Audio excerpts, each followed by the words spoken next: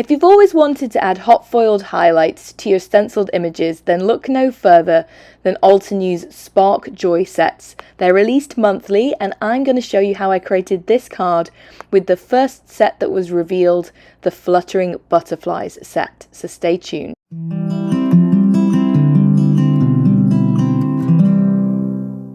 Hi guys, it's Jenny. Welcome back to another Stylish Cardmaking Techniques video.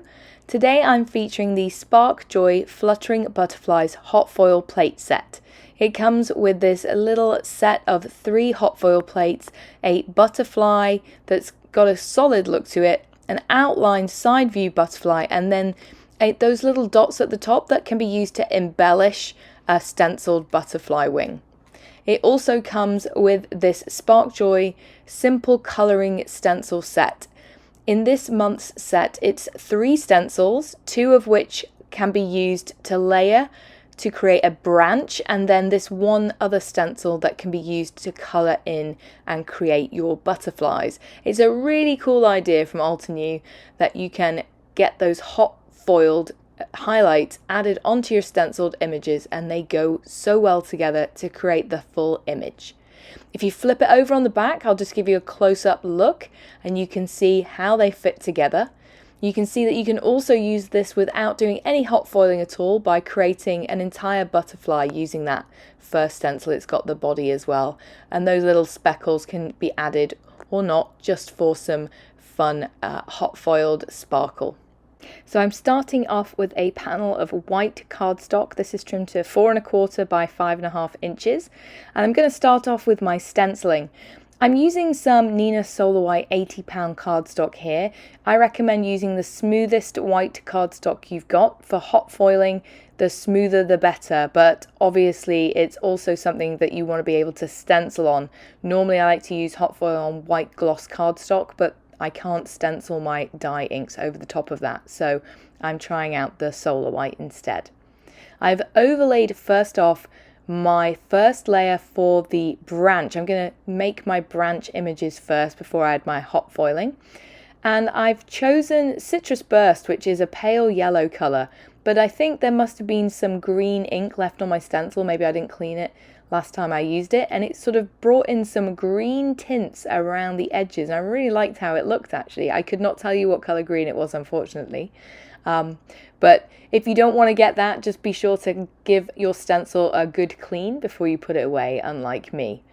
I'm also using that little piece of the stencil down in the bottom corner and leaving that upper right hand side blank. I'm then going to get stencil 3. This is easy to line up because it's got that full outline that you can just line up by looking at the stenciling that you've done already through the translucent panel. And then I'm going to use a darker yellow ink. This is Honey Drizzle crisp dye ink. I'm just going to add it here and there. I'm using a really light hand, and I'm then just going to add touches towards the base of each of those stenciled areas, and that way it just darkens that up and gives a bit more depth to those leaves. I'll then pick it up and do the same down in that bottom right hand corner. You don't have to do your stenciling before you do your hot foiling, but I think that it helps me get the layout of my card. I don't typically do a sketch to plan it out, and by doing the stenciling first I can then see where I want to add my butterfly plates. Speaking of butterfly plates, so I've grabbed those here, and I'm just going to use these 2. I'm not going to be using the stenciled look butterfly on this card, so I'm just going to place these knowing that I'm only going to have 2 butterflies. And I'm using the hinge method. For those of you who don't know what this is something Jana Smakula used to do when she did hot foiling, and I think it's a great idea, and it came in very handy on this card, you'll see in a bit. So I've got my satin masking tape, and I've just added a piece to the top, and that way I can fold up almost like a hinge the plates, and that way when I fold them back down I know they're going to drop back down in the same place.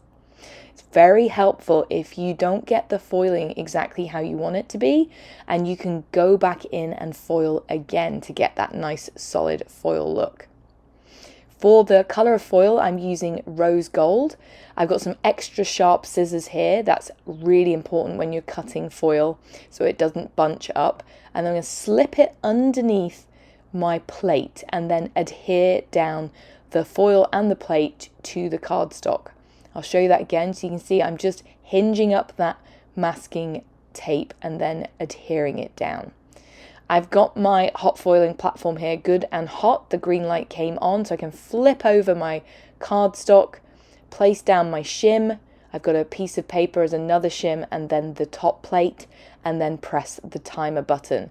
That's going to heat while it flashes, and then when it's done it's going to go solid, and then that way I know that I can pull it out of the platform and then run it through my die cutting machine. That's going to press that foil down into the cardstock.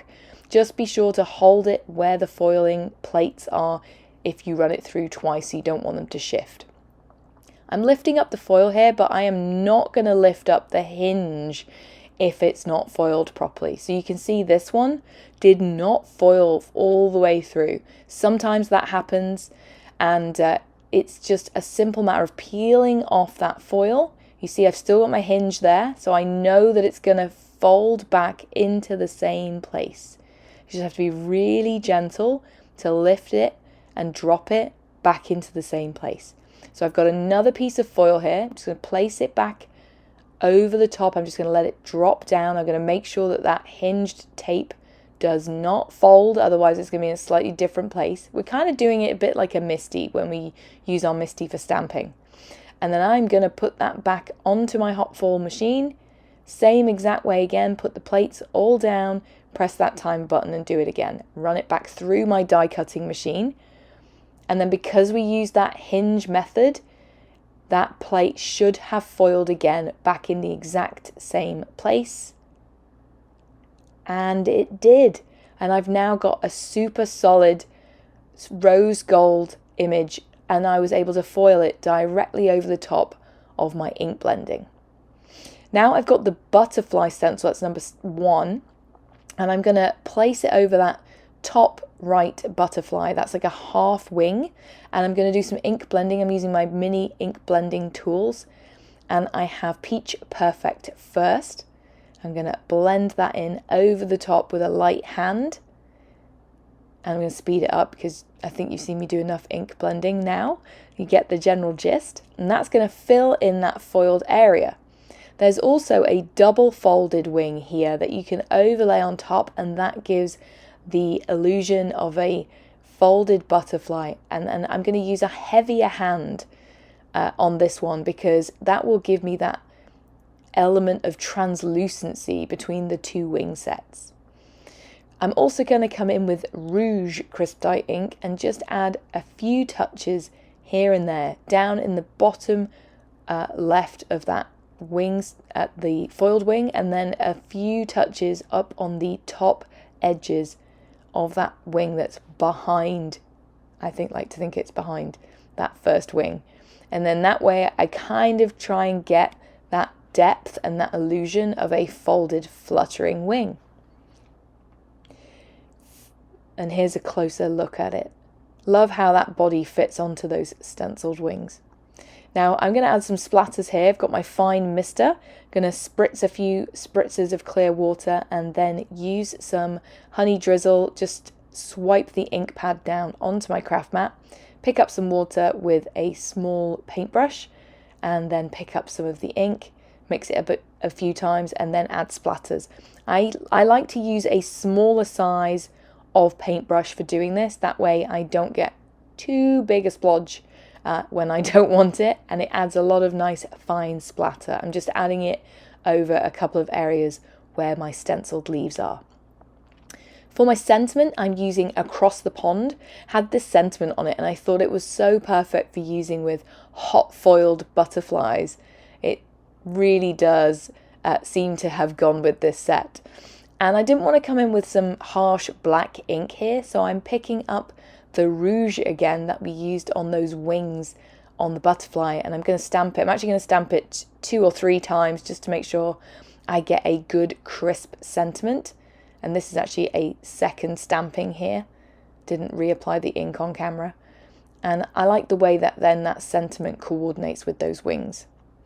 For my sequins, I'm using Satin White. I wanted something really subtle, and I also didn't want to mix the different colours of gold. So I didn't want to use my satin gold or my antique gold. I thought it might clash with the rose gold. So I just added those here and there and then adhered it onto a white note card made from 110-pound Nina Solar White cardstock. And that finishes my card. I hope you enjoyed seeing the brand new Spark Joy Fluttering Butterflies set, and I gave you some inspiration on how to use it. If you enjoyed this video, be sure to leave us a comment and a thumbs up and subscribe to Altenew's YouTube channel. Have a wonderful day. Bye. Hello crafters, Jen here. For more tips, techniques, tutorials, and to discover which paper crafting products are right for you, subscribe to Altenew's YouTube channel. Make sure to hit the notification bell so you don't miss any videos. Thanks for watching.